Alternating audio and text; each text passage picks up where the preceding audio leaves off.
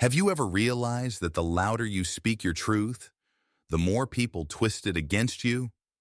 Isn't it strange how the innocent are forced to explain while the guilty walk away untouched? What if I told you, the moment you stop reacting, karma starts responding for you? There comes a point when silence isn't weakness, it's wisdom. Let's begin with one of the most frustrating situations of all, when someone spreads lies about you. Your first instinct might be to fight back, defend your name, and make sure the truth is heard loud and clear. You want justice, you want fairness, but here's the paradox. The more you react, the more power you give to the lie. The more you explain, the more people start to wonder, why is this bothering them so much? Is there some truth to it? Even when they had no doubts before. The truth is, some people don't care about facts. They don't want to understand. They want to control. They lie not to expose you, but to trigger you. They want you emotional, defensive, desperate. Because the moment you react, they win. You've entered their game. And this is where Stoic wisdom becomes your shield. Marcus Aurelius once said, "If it is not right, do not do it.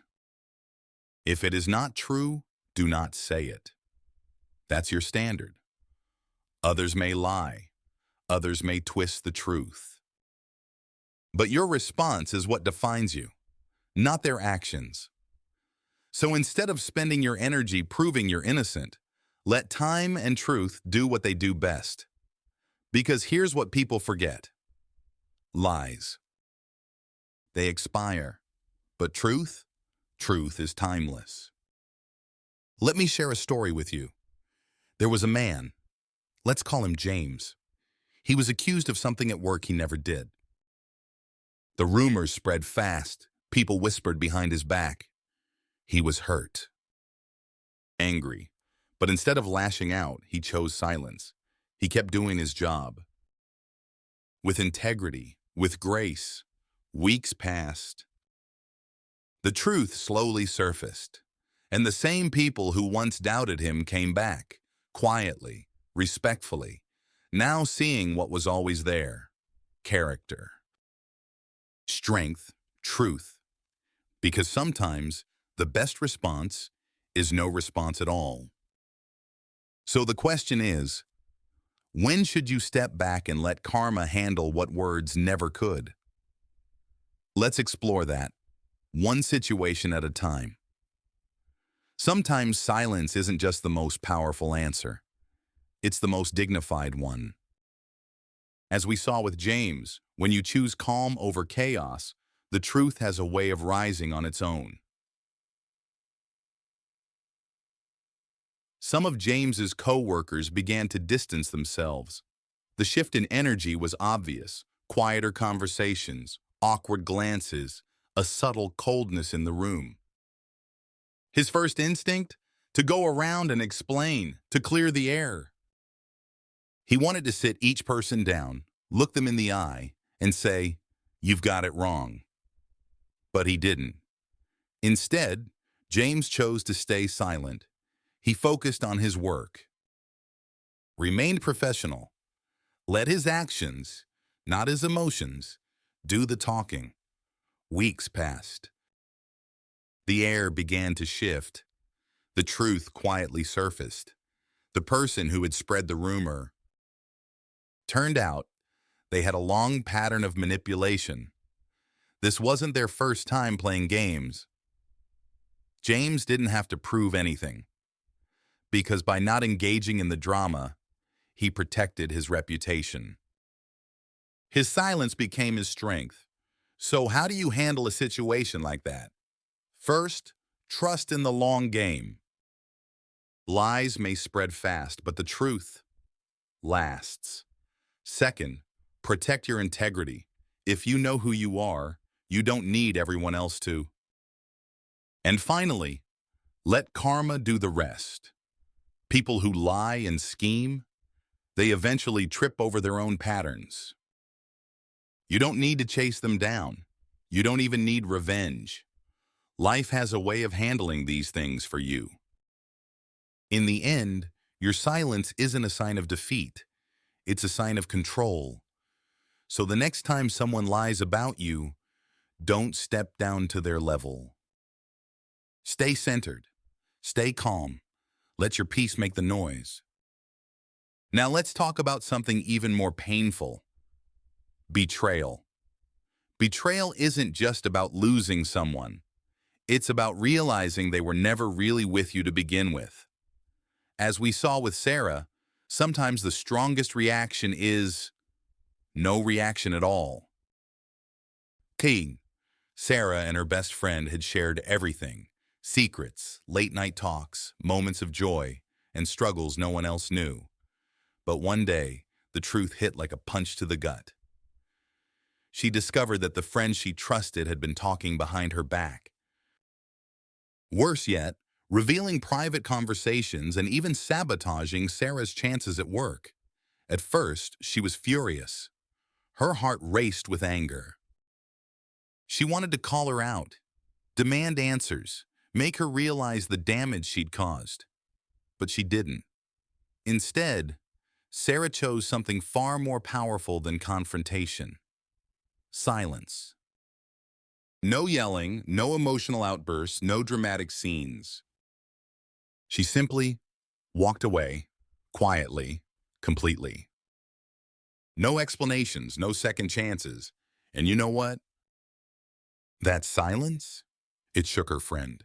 She had expected conflict. She braced for a fight, but what she got was indifference. And that was louder than any words. So how do you handle betrayal? First, accept that some people will never be who you hoped they were. The pain comes not just from what they did, but from the expectations you placed on them. Let it go. Second, don't waste your breath explaining what they did wrong. They know, even if they'll never admit it. And finally, walk away with dignity. Your silence isn't weakness, it's power. Because at the end of the day, true strength lies in detachment. Betrayers thrive on reaction, on guilt, on second chances. Don't give them any of that. Let your silence be the reminder. They didn't win. They just lost someone who would have never betrayed them in return. Now let's talk about another universal experience: insults, and how they can only harm you if you let them. In the last part, we talked about how silence can be your greatest weapon against insults. And now let's take it a step further. What happens when someone tries to make you look like the villain by playing the victim? It happened during a company event. David had just been promoted, and naturally, he became the center of attention. That's when a jealous coworker, unable to hide his resentment, threw out a passive-aggressive jab in front of everyone. Wow, I guess they're just handing out promotions to anyone these days. The room froze. All eyes turned to David. People waited for a reaction, a sarcastic comeback, a heated defense, something. But David, he just smiled, made eye contact, and said nothing. No snarky reply. No anger. No attempt to explain himself. Just calm, collected silence. And in that moment, everything shifted. The coworker, expecting drama, suddenly looked uncomfortable, because without David's reaction, his insult lost all impact. He stood there, exposed, while David kept his power. So how do you handle insults? First, remember, insults usually reflect more about the person saying them than the one receiving them. Most people who insult are just projecting their own insecurities. Second, recognize that your silence is strength. When you don't react, you show that their words don't shake you. And finally, carry yourself with quiet confidence. Your indifference is more powerful than any comeback. At the end of the day, you can't control what others say, but you can control how you respond. And sometimes the strongest response is no response at all, because silence, that's the ultimate proof that their words don't define you. You do. Now, let's talk about one of the most manipulative behaviors out there, when someone plays the victim. In the last part, we talked about people who manipulate the truth by playing the victim, how your silence can unravel their act better than any argument ever could. Now, let's dive deeper into that same energy. What happens when your worth is overlooked, ignored, or completely taken for granted? Rachel once had a coworker who was a master of the victim role. Every time she was held accountable, she flipped the script. Instead of owning up, she'd say things like, "I can't believe you'd accuse me of that. I would never hurt anyone."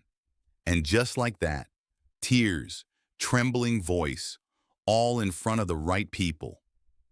Suddenly, Rachel became the bad guy. At first, Rachel tried to defend herself. She showed the facts, presented the evidence, and attempted a calm, logical conversation. But the more she explained, the more it backfired. Her coworker thrived on drama. Every word Rachel said was twisted into another attack. It was a performance, and Rachel was unknowingly giving her more stage time. So Rachel made a different move. She stopped responding. No more defending, no more arguing. She simply let silence take over and waited. And slowly, truth began to surface. People started noticing the pattern. This wasn't the first time that coworker cried on cue. It wasn't the first time someone else looked like the bad guy. Eventually, her manipulation became obvious, and when it did, her credibility collapsed. So how do you deal with someone who constantly plays the victim? First, don't argue. The more you try to explain, the deeper you fall into their narrative. Second, remain calm and emotionally detached. Let their actions speak for themselves. And third, trust karma. Because people who thrive on twisting truth will always end up exposing themselves. At the end of the day, your silence is your power. Let them talk. Let them twist the story. Because in the end, the truth doesn't need your defense. Time will handle it. Now, let's talk about something that hurts in a quieter way, but cuts just as deep: being ignored, being taken for granted, being unseen, even when you give your all. In the last part, we talked about one of the hardest lessons, realizing your worth is being ignored, and how sometimes the most powerful thing you can offer is your absence. The truth doesn't always reveal itself through long explanations or passionate speeches. Sometimes it emerges through stillness, through the quiet gap you leave behind. And the people who truly valued you, they'll notice that absence like a sudden chill in the air. But those who didn't, well, maybe they were never meant to stay. Let me tell you a story. There was a man I know. Let's call him Jake. Jake was that guy everyone could count on. With friends, with coworkers, even in passing conversations, he was the one who always showed up, the one who checked in, the one who remembered birthdays, the one who made others feel seen. But over time, he began to notice a painful pattern. His relationships felt one-sided. If Jake didn't text first, the silence would stretch for days, sometimes weeks. If he didn't check in, no one did. And slowly he realized he wasn't truly valued. He was just convenient. So Jake made a quiet, powerful choice. He stopped chasing. No dramatic goodbye. No angry messages, just silence. And you know what happened? The people who genuinely cared, they noticed, they reached out. They asked where he'd been. They made an effort. But the others, the ones who only saw him as an option, they vanished, just as quietly as he had. And that was his answer. So, how do you deal with being undervalued? First, stop explaining your worth. Your value doesn't shrink just because someone refuses to see it. Second, take a step back and observe. People who truly appreciate you don't need reminders. And finally, let time reveal the truth. When you walk away in silence, you give others the chance to realize exactly what they lost. Because at the end of the day, you don't need to convince anyone of your worth. If they can't see it while you're around, let them feel it in your absence.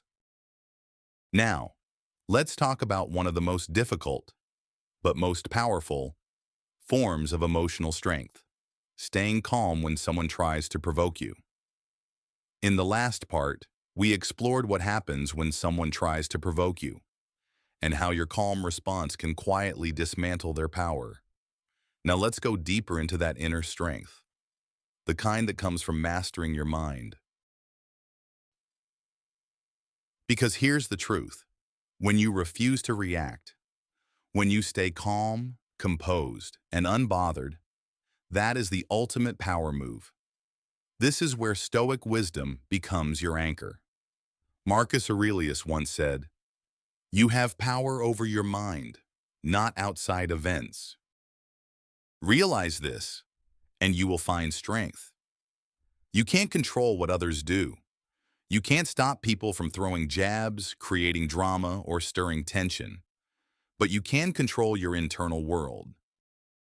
You can decide whether or not to let their actions affect your peace. And when you master that, you become untouchable.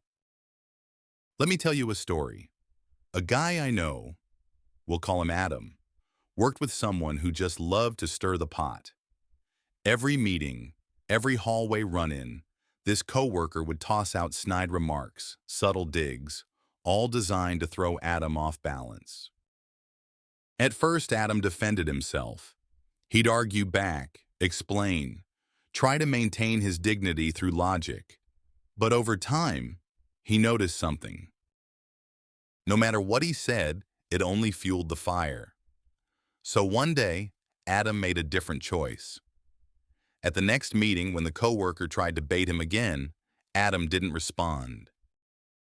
He just smiled, gave a polite nod, and moved on like nothing happened.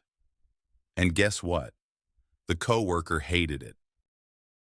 Without the reaction he craved, the game wasn't fun anymore.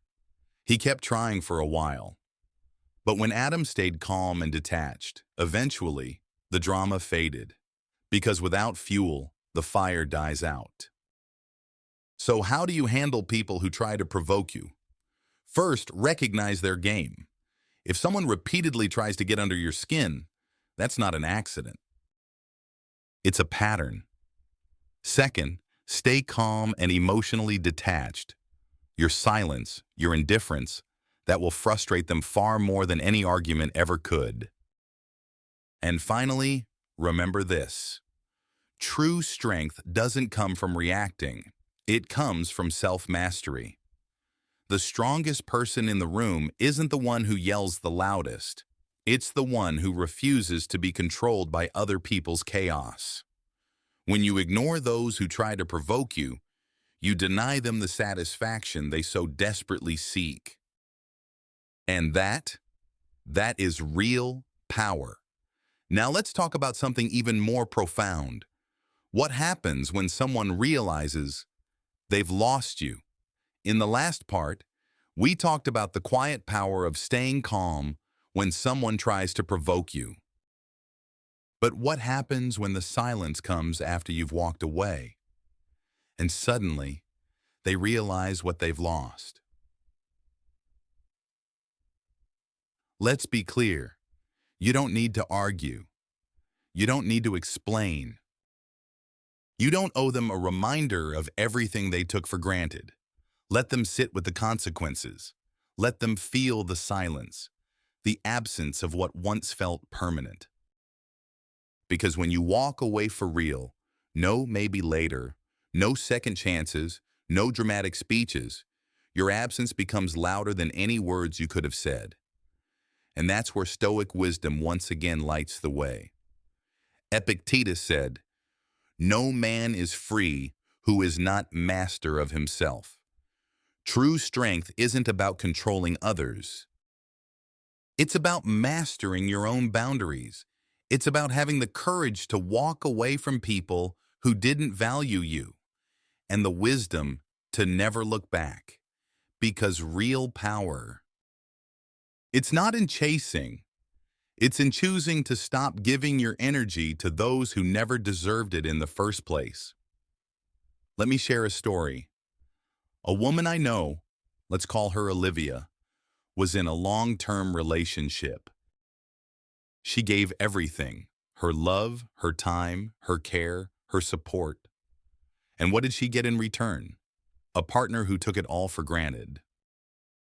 He assumed she'd always be there, always forgiving, always waiting, until one day, she wasn't.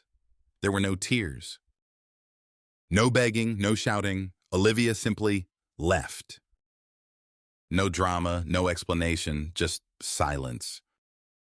At first, he thought it was temporary. He thought she'd come back. But days turned into weeks.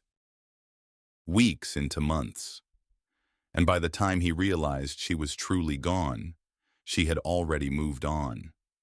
And that was when the weight of loss finally hit him. So, how do you deal with someone who regrets losing you? First, don't give them an easy way back. If they only saw your worth after you were gone, then they never truly valued you in the first place. Second, don't explain your absence. Let them wonder. Let them sit in the silence they once ignored. And finally, understand that true self-respect means knowing when to walk away and staying gone. Because at the end of the day, the most powerful lesson you can teach someone is this: once you're gone, you're gone. If they regret losing you, let them. Their regret is not your responsibility. Their lesson is not your burden. Walk away. Stay silent. And let karma finish the conversation.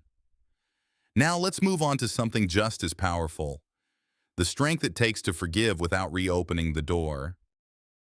In the last part, we explored one of the hardest truths. When someone regrets losing you, your silence becomes the clearest answer.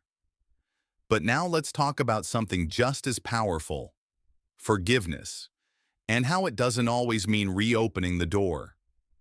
Forgiveness is often misunderstood. People think that if you forgive someone, it means you welcome them back, that things go back to how they were, that you forget the pain. But real forgiveness doesn't work that way. True forgiveness isn't about them. It's about you. It's about releasing the weight they left on your heart. It's about choosing peace over bitterness, clarity over chaos. You can forgive someone and still never let them back in. You can release the resentment and still keep your boundaries, because forgiveness is freedom, not a reunion. Let me share a story. There's a woman I know. We'll call her Emily. She was hurt deeply by someone she once trusted, betrayed in a way that cut to the bone. For a long time, she carried the anger with her, and it drained her, emotionally, mentally, even physically. Until one day she realized she was still letting them have power. They weren't in her life anymore, but they still lived rent-free in her mind. So she did something unexpected. She forgave them, not with a phone call, not with a message, not with a second chance. She forgave them internally. She let go of the rage. She stopped replaying the hurt, and most importantly, she kept the door closed. She moved on, stronger, lighter, not because they deserved forgiveness, but because she deserved peace. So how do you forgive without reopening the door? First, remember, forgiveness is for your healing, not their redemption. Second, set clear boundaries. Just because you've made peace doesn't mean you forget the lesson. And third, walk forward, not back. Because at the end of the day, forgiveness isn't weakness. It's strength in its purest form. Let go, not to let them back in, but to set yourself free.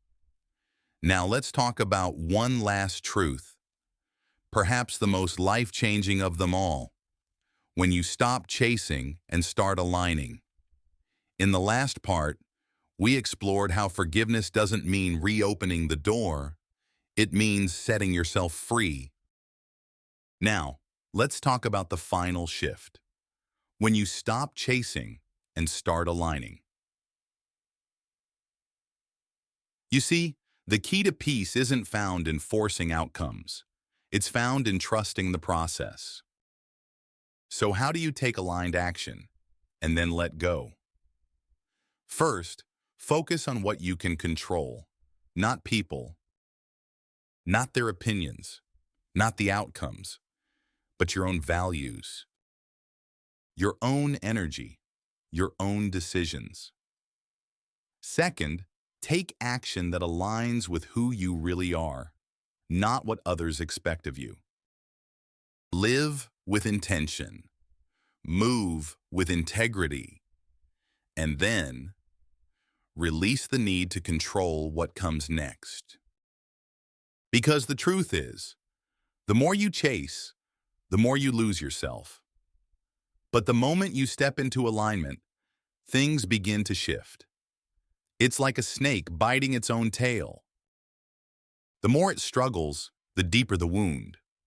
But when it stops fighting, nature steps in, and healing begins. Or think of an echo in the mountains. What you send out eventually returns. That's how karma works. The lies they spread, the harm they cause, it all finds its way back to them in time. Because while they're busy manipulating, deceiving, provoking, you have a choice. Fall into the trap or step back. And when you step back, when you trust the process, when you choose stillness over struggle, that's when karma writes the final chapter. So the next time someone tries to pull you into chaos, don't chase, don't explain, don't react, choose calm, choose clarity, and let silence, not shouting, tell your story.